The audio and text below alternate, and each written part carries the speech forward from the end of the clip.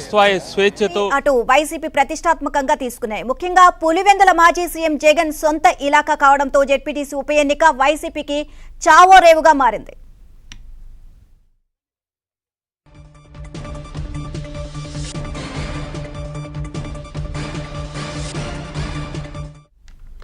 పులివెందుల్లో టీడీపీ తరపున మాజీ ఎమ్మెల్సీ బీటెక్ రవి సతీమణి లతారెడ్డి పోటీ చేస్తుండగా వైసీపీ నుంచి హేమంత్ రెడ్డి బరిలో ఉన్నారు. అటు ఒంటిమిట్టలో కూడా ఇవాళ ఉప ఎన్నికలు జరుగుతుండగా అందరి దృష్టి పులివెందులపైనే ఉంది.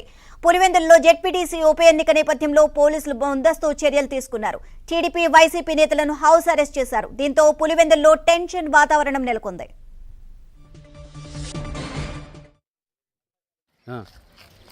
పోతాంటే వైఎస్ఆర్ వాళ్ళు వచ్చి కారు పగలగొట్టి అన్యాయం చేసిపోతున్నారు.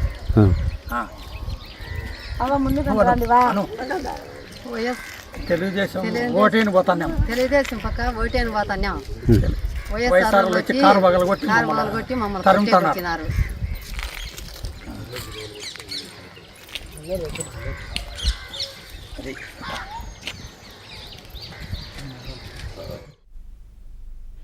పులివెందుల్లో 11 మంది బరిలో ఉండగా ఓట్లు 10,600 ఉన్నాయి. ఇక 15 పోలింగ్ కేంద్రాల్లో 10 కేంద్రాలను అత్యంత సమస్యాత్మకంగా గుర్తించారు. 700 మంది పోలీసులతో బందోబస్తు ఏర్పాటు చేశారు. ఇక ఒంటిమిట్టలో టీడీపీ నుంచి అద్దలూరు ముద్దు కృష్ణారెడ్డి, వైసీపీ నుంచి సుబ్బారెడ్డి పోటీలో ఉన్నారు. ఇక్కడ కూడా 11 మంది బరిలో 24,600 ఓట్లు ఉన్నాయి. 30 పోలింగ్ కేంద్రాలు 15 కేంద్రాల్లో సమస్యాత్మకంగా గుర్తించారు. సాయంత్రం 5 గంటల వరకు పోలింగ్ కొనసాగనుంది. రండి, మీరు ఏదంటే లాంగ్ తీసుకోండి. చలో రండి ప్లీజ్. చలో చలో పద.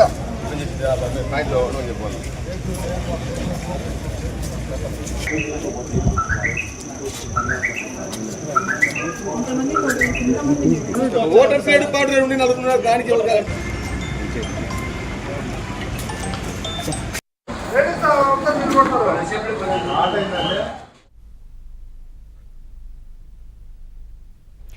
ఇటు పులివెందుల అటు ఒంటిమిట్టలో జెడ్పీటీసీ ఉప ఎన్నికలు కొనసాగుతున్నాయి. ఓవరాల్ గా దీనికి సంబంధించి మరిన్ని అప్డేట్స్ పులివెందుల నుంచి మా కరెస్పాండెంట్ శ్రీనివాస్, అలాగే ఒంటిమిట్ట నుంచి మా కరెస్పాండెంట్ శ్రీనివాస్ లైవ్ లో సిద్ధంగా ఉన్నారు. ముందుగా పులివెందుల్లో సిచ్యువేషన్ ఏ విధంగా ఉందో తెలుసుకునే ప్రయత్నం చేద్దాం.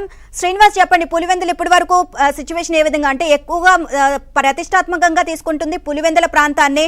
సో అక్కడ ఎక్కడ ఎటువంటి సమస్యాత్మక ప్రాంతాలను కూడా గుర్తించడం జరిగింది అండ్ బందోబస్తు కూడా ఏర్పాటు చేయడం జరిగింది. సో ఓవరాల్ గా అక్కడ సిచ్యువేషన్ ఏ విధంగా ఉంది?